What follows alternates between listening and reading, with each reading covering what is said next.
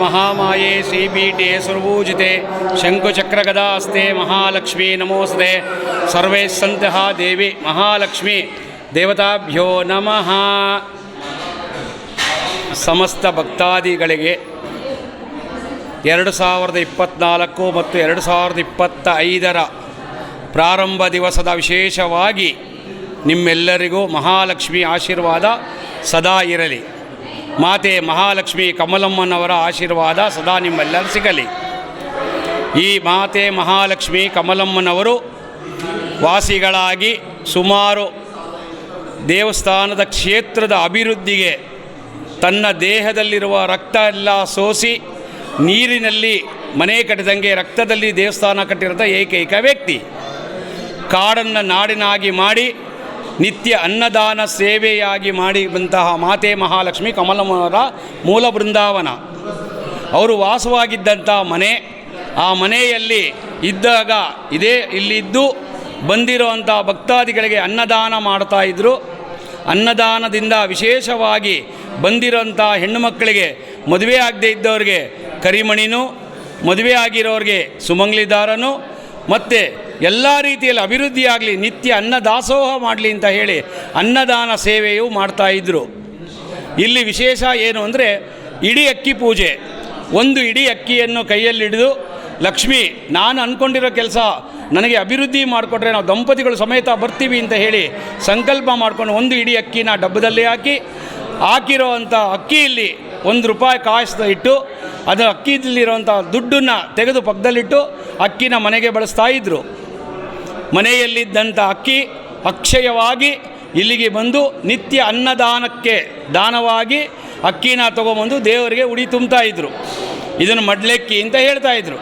ಆಗಿನಿಂದ ಮಾಡಿದಂಥ ಸೇವೆ ಇವತ್ತು ಮಾತೆ ಮಹಾಲಕ್ಷ್ಮಿ ಕಮಲಮ್ಮ ಅಭಿವೃದ್ಧಿ ಮಾಡಿ ನಿತ್ಯ ದಾಸೋಹ ಸುಮಾರು 1000 ಜನ ಊಟ ಮಾಡಿಕೊಂಡು ಬರುವಂಥ ಒಂದು ಕ್ಷೇತ್ರ ಆಗಿದೆ. ಈ ಮಾತೆ ಮಹಾಲಕ್ಷ್ಮಿಯನ್ನು ಯಾರು ಏನು ಕೇಳಿದ್ರು ಇಲ್ಲ ಅಂತ ಹೇಳಲ್ಲ ಅಂತ ಹೇಳಿ ಇಲ್ಲಿನ ಪದ್ಧತಿ ಇದೆ.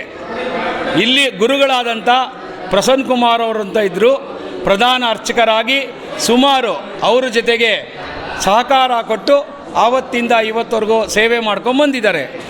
ಅವರು ಕಾಲವಾದ ಮೇಲೆ ಲಕ್ಷ್ಮಿಯನ್ನು ಬೃಂದಾವನವಾಗಿ ಮಾಡಿ ಆ ಬೃಂದಾವನಕ್ಕೆ ಅಷ್ಟಲಕ್ಷ್ಮಿಯಾಗಿಯೂ ಹಿಂದುಗಡೆ ಬಲಭಾಗದಲ್ಲಿ ವಿಶೇಷವಾಗಿ ಆಂಜನೇಯನನ್ನು, ಎಡಭಾಗದಲ್ಲಿ ಮಹಾಗಣಪತಿಯನ್ನು, ಹಿಂಭಾಗದಲ್ಲಿ ಮಹಾಲಕ್ಷ್ಮಿಯನ್ನು ಆವರಿಸಿ ಇಲ್ಲಿ ಕೂತಿರುವಂಥ ಏಕೈಕ ಪ್ರತ್ಯಧಿ ದೇವತೆ. ಎಲ್ಲರೂ ಹೇಳ್ತಾರೆ ಅಧಿದೇವತೆ ಪ್ರತ್ಯಧಿ ದೇವತೆ. ಅಧಿದೇವತೆ ಅಂದರೆ ಕುಲದೇವತೆ, ಪ್ರತ್ಯಧಿ ದೇವತೆ ಅಂದರೆ ಮಾತೆ ಮಹಾಲಕ್ಷ್ಮಿ ಕಮಲಮ್ಮನವರು. ಮಾತೆ ಮಹಾಲಕ್ಷ್ಮಿ ಕಮಲಮ್ಮನ ಸೇವೆ ಭಾಗ್ಯ ನಿರಂತರವಾಗಿ ನಡೀತಾ ಇದೆ. ಇಲ್ಲಿ ಯಾರೇ ಬಂದು ಕಷ್ಟ ಅಂತ ಕೇಳಿದ್ರು ಅವರಿಗೆ ಕಷ್ಟಕ್ಕೆ ಪರಿಹಾರ ತೋರಿಸ್ತಾ ಇದ್ದಾರೆ. ಇಲ್ಲಿ ನಿತ್ಯ ದಾಸೋಹ ನಡೀತಾ ಇದೆ. ಹಾಗೆ ಇಲ್ಲಿ ಬಂದಿರೋಂಥ ಭಕ್ತಾದಿಗಳಿಗೆ ಇಡೀ ಅಕ್ಕಿ ಕೊಡ್ತಾ ಇದ್ದಾರೆ. ಲಕ್ಷ್ಮಿಯಾಗಿ ಸಂತಾನ ಇಲ್ಲದಿದ್ದವ್ರಿಗೆ ಸಂತಾನ ಭಾಗ್ಯನೂ, ಮದುವೆ ಆಗದಿದ್ದವ್ರಿಗೆ ಕರಿಮಣಿ ಭಾಗ್ಯನೂ ಸಿಗಲೆಂತ ಆಶೀರ್ವಾದ ಮಾಡಿ ಮುತ್ತೈದೆ ಆಗಿರೋರಿಗೆ ಸುಮಂಗ್ಲಿ ದಾರ ಅಂತಲೂ ಕೊಡ್ತಾ ಇದ್ದಾರೆ. ಇಲ್ಲಿನ ಒಂದು ಪದ್ಧತಿ. ಓಂ ಶ್ರೀ ಮಹಾಲಕ್ಷ್ಮಿಯೇ ನಮಃ. ಸರ್ವೇ ಜನಾ ಸುಖಿನೋ ಭವಂತು, ಸಮಸ್ತ ಸನ್ಮಂಗಳಾನಿ ಭವಂತು. ಶಾಂತಮ್ಮ ಅಂತ ಮಂಡ್ಯದಿಂದ ಬಂದಿದ್ದೀವಿ. ತುಂಬ ವರ್ಷಗಳಿಂದನೂ ಬರ್ತಾಯಿದ್ದೀವಿ. ಮಗಳು ಮದುವೆಗೆ ಮತ್ತು ಮನೆ ಕಟ್ಟೋಕ್ಕೆಲ್ಲ ಅರ್ಸ್ಕೊಂಡಿದ್ದು ಎಲ್ಲ ಅದರಂತೆಯೇ ನೆರವೇರೈತೆ. ಮಾತ್ರ ಅಮ್ಮ ಮಾತ್ರ ಹೊಲಿದ್ರೆ ಚೆನ್ನಾಗಿ ಹೊಲಿತಾಳೆ. ಮಾತ್ರ ನಂಬಬೇಕು. ಮಾತ್ರ ವರ್ಷಗಳಿಂದ ಬಂದ್ರೂ, ತುಂಬ ವರ್ಷಗಳಿಂದ ಬಂದ್ರೂ ಮಾತ್ರ ಈಗ ನಮ್ಗೆ ಒಳ್ಳೇದಾಗಿಲ್ಲ ಅನ್ನೋರೇ ಯಾರೂ ಇಲ್ಲ. ಎಲ್ಲರೂ ಒಳ್ಳೇದಾಯಿತು ಅಂತ ನಮಗೂ ಒಳ್ಳೇದು ಆಗೈತೆ. ಮಾತ್ರ ಮಗಳು ಮದುವೆಗೆ ಮನೆಗೆ ಎಲ್ಲದಕ್ಕೂ ಅರ್ಸ್ಕೊಂಡಿದ್ದೀವಿ. ತುಂಬ ಒಳ್ಳೇದಾಗೈತೆ. ಮಾತ್ರ ಅಮ್ಮ ನಂಬಿದ್ರು ಮಾತ್ರ ಬಿಡಲ್ಲ. ಮಾತ್ರ ಅಷ್ಟೇ, ಅವ್ರು ಮರೆತರು ಮಾತ್ರ ಬಿಡಲ್ಲ, ಅವ್ರು ನಂಬೋದು ಮಾತ್ರ ಬಿಡೋದಿಲ್ಲ. ಮಾತ್ರ ಅಷ್ಟು ಒಳ್ಳೇದಾಗೈತೆ. ಮಾತ್ರ ನಾವು ಬರ್ತಾಯಿದ್ದೀವಿ. ಶಾಂತಮ್ಮ ಅಂತ ಮಂಡ್ಯದಿಂದ ಬಂದಿದ್ದೀವಿ. ನಾವು ಗುಬ್ಬಿ ತಾಲೂಕು ಹಿರಿಚಂದ್ರ ಗ್ರಾಮದಿಂದ ಬಂದಿದ್ದೀವಿ. ನನ್ನ ಹೆಸರು ID ರಮೇಶ್ ಅಂತ ಹೇಳಿ. ಈ ಒಂದು ಕ್ಷೇತ್ರದ ಮಹಿಮೆ ಅಪಾರವಾಗಿ ಎಲ್ಲ ಜನಗಳಲ್ಲೂ ಸೇರಿದೆ.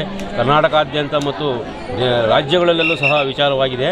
ಆದ್ದರಿಂದ ಈ ಒಂದು ಹೊಸ ವರ್ಷದಲ್ಲಿ ಇಲ್ಲಿ ಬಂದಿರತಕ್ಕಂಥ ಭಕ್ತಾದಿಗಳು ಎಲ್ಲರೂ ಹೊಸತನವನ್ನು ನೋಡೋಕ್ಕೋಸ್ಕರವಾಗಿ ಬಂದಿದ್ದಾರೆ. ಈ ತಾಯಿ ಎಲ್ಲರಿಗೂ ಸಹ ಶಕ್ತಿಯನ್ನು ಕೊಡ್ತಾಳೆ ಮತ್ತು ದುಡ್ಡಿನ ಹಣಕಾಸಿನ ವಿಚಾರ ಮತ್ತು ಎಲ್ಲ ಕಾರ್ಯಕ್ರಮಗಳನ್ನು ಅವರು ನಡೆಸಿಕೊಡೋಕ್ಕೆ ಒಂದು ಒಳ್ಳೆ ಧರ್ಮಕ್ಷೇತ್ರವಾಗಿ ಇದು ಬೆಳವಣಿಗೆ ಆಗ್ತಾಯಿದೆ. ಇನ್ನೂ ಹೆಚ್ಚಿನದಾಗಿ ಇದು ಬೆಳವಣಿಗೆಯಾಗಿ ಜನಗಳಿಗೆ ಒಳ್ಳೆಯ ಆಶೀರ್ವಾದ ಕೊಟ್ಟು ಗೊರವನಹಳ್ಳಿ ಲಕ್ಷ್ಮಿ ಅವರು ಇನ್ನು ಮುಂದಿನ ದಿನಗಳಲ್ಲಿ ಹೆಚ್ಚಿನ ಜನಸಂಖ್ಯೆಯಲ್ಲಿ ಬಂದು ಒಂದು ಸೇರಿ ಒಂದು ಆಶೀರ್ವಾದವನ್ನು ಪಡೆಯಲು ಒಳ್ಳೆಯ ಅವಕಾಶವನ್ನು ಮಾಡಿಕೊಟ್ಟಿದ್ದಾರೆ. ಈ ಎಲ್ಲ ಒಂದು ಸಿಬ್ಬಂದಿಗೂ ಸಹ ಸಿಬ್ಬಂದಿ ಕರೆಕ್ಟಾಗಿ ಎಲ್ಲರಿಗೂ ನೀವು ವ್ಯವಸ್ಥೆಯನ್ನು ಮಾಡಿದ್ದಾರೆ.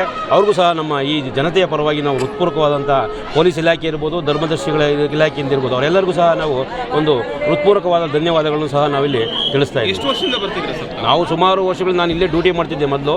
ಈಗ ಕೊರಟಗೆರೆ ತಾಲೂಕಿನಲ್ಲಿ ಸುಮಾರು 15-20 ವರ್ಷದಿಂದಲೇ ಬರ್ತಿದ್ದೀವಿ. ಪ್ರತಿ ವರ್ಷವೂ ಬರ್ತಿರ್ತೀವಿ ಮತ್ತು ಯಾವಾಗಲೂ ಬೇಕಾದಾಗ ಬರ್ತಿರ್ತೀವಿ. ಆದರೆ ಇಲ್ಲಿ ಪೂರ್ವಕದಲ್ಲಿ ಸ್ವಲ್ಪ ಕಡಿಮೆ ಇತ್ತು, ಈಗ ಹೆಚ್ಚಿನದಾಗಿ ಇಂಪ್ರೂವ್ಮೆಂಟ್ ಮಾಡಿದ್ದಾರೆ.